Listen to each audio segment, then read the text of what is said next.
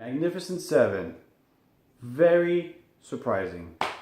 I knew I was gonna like it, but I didn't think I would have liked it as much as I did. Because I'm not a big fan of westerns, but the only westerns I do like is probably my favorite for sure is Django Unchained, Tombstone, and it's probably about it.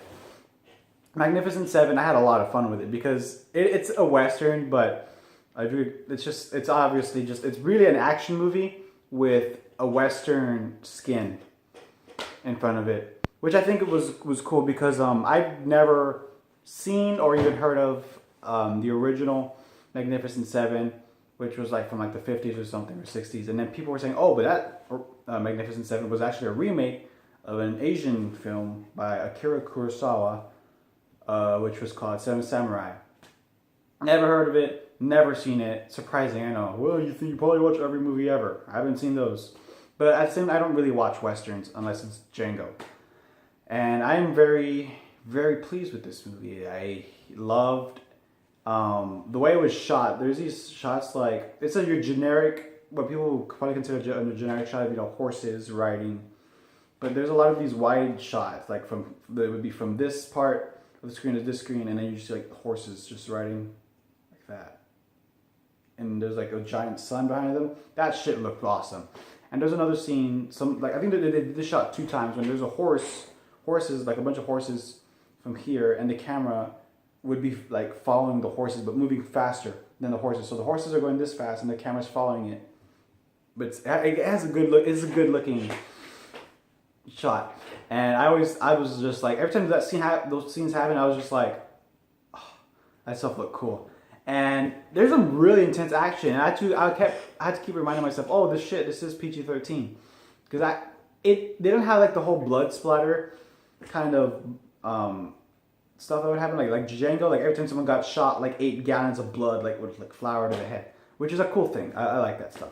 But in Magnificent Seven, it's like someone gets shot, you'll see like the blood come out, but like it won't be like, it's just like, oh.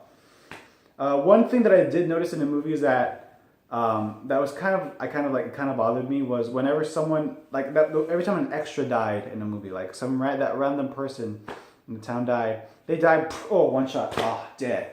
But if it's like if it's someone from the main Magnificent Seven, like out of that group, which I gotta say, when at least I think like 5 of them died, which is very surprising because I thought, okay, they're gonna save the town, they're all gonna get out alive, and they'll all like be happy. But like more than half of them died, including Chris Pratt.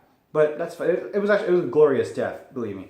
Anyways, when they show those people dying, it took like a lot of shots to get them killed.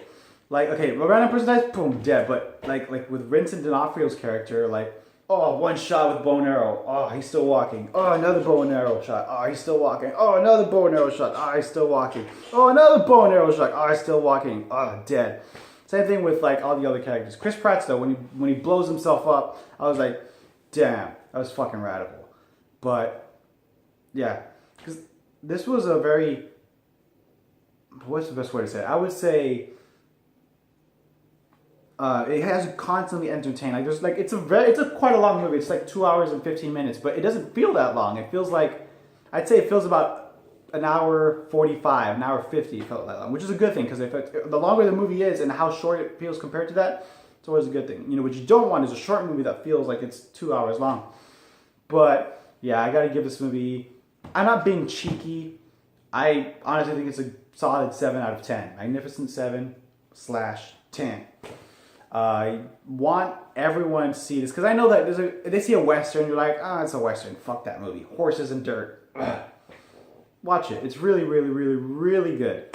And I think that if you like action, like any action at all, like gun action, or just like some like hand-to-hand combat, because there's an Asian dude that's really good with knives. I think his name is Billy. He's got some pretty good knife skills. Yeah, the only thing that would kind of bother me was just the whole, like, every time a main character died, it took him like 8 shots to die.